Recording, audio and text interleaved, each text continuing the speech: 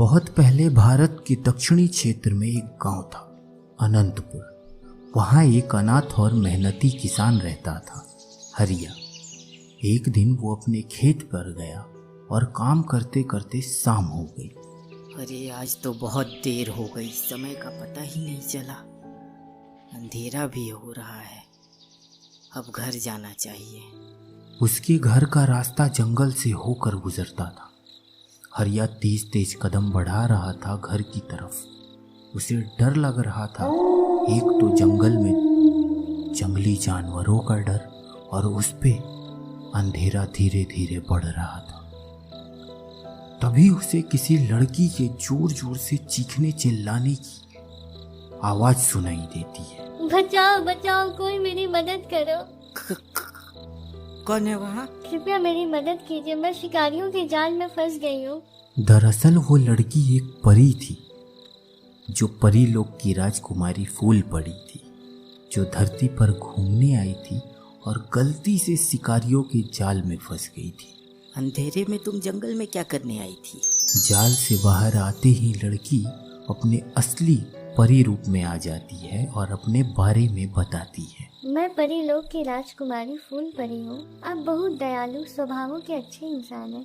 अगर आपकी इजाजत हो तो मैं आपसे विवाह करना चाहती हूँ। हरिया ने थोड़ी देर कुछ सोच विचार किया और बोला, मैं एक गरीब किसान हूँ, मेरे पास धन दौलत नहीं है, बस एक छोटा सा खेत और एक झोपड़ी है।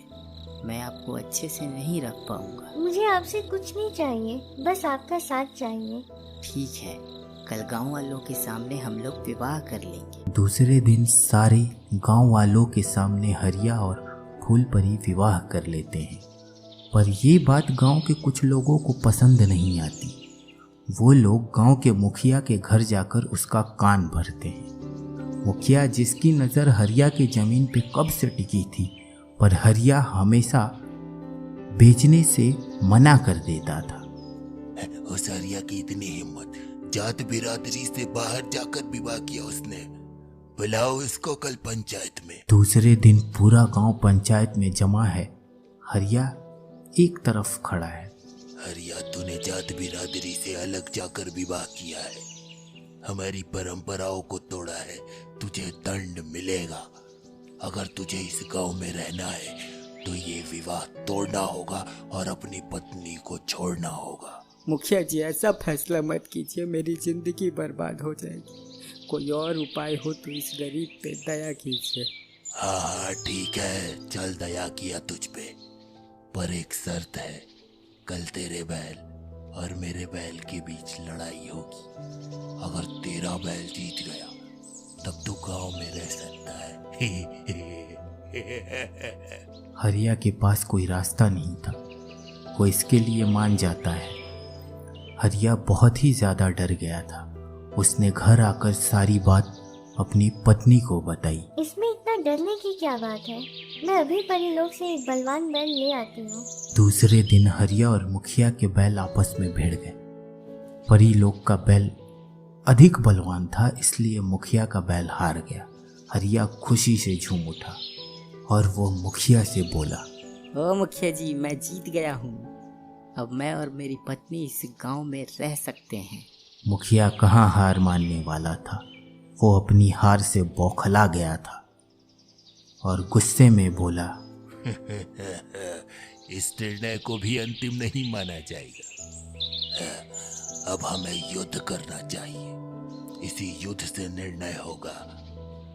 अगर तू जीता तो मेरी हवेली, धन दौलत सब कुछ तेरा होगा और मैं गांव छोड़कर जाऊंगा।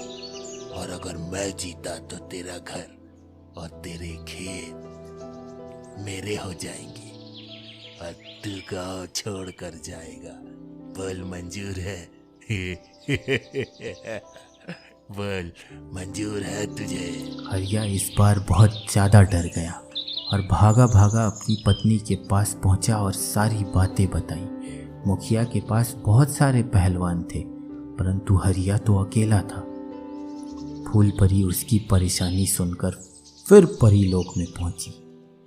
वहां से वह सोने का ढोल और उसे बजाने की छड़ी लेकर आई और हरिया से बोली, आप आप क्यों चिंता करते हो? मैं हूँ ना, आप बस कल मुझे अपने साथ ले चलिए। सुबह मुखिया अपने पहलवानों के साथ लड़ाई के लिए आया। हरिया पहले से तैयार था। मुखिया और पहलवानों को देखकर फूलपरी ढोल बजाने लगी। ढोल की ढम ढम ढम ढम ढम ढम ढम ढम सुनकर वृक्ष, जानवर, घास, पत्ते सभी नाचने लगे। मुखिया और पहलवान भी हथियार फेंक कर झूमने नाचने लगे। मुखिया नाचते नाचते पागल सा होने लगा। वो अपनी जान बचाकर जंगल की तरफ भागा। वो ऐसा भागा कि वो कभी गांव लौटकर वापस नहीं आया। अब हरिया और उसकी पत्नी फूलपरी गांव के मुखिया की हवेली में खुशी खुशी जीवन व्यतीत करने लगे। शिक्षा: अच्छे इंसान के साथ हमेशा अच्छा ही होता है।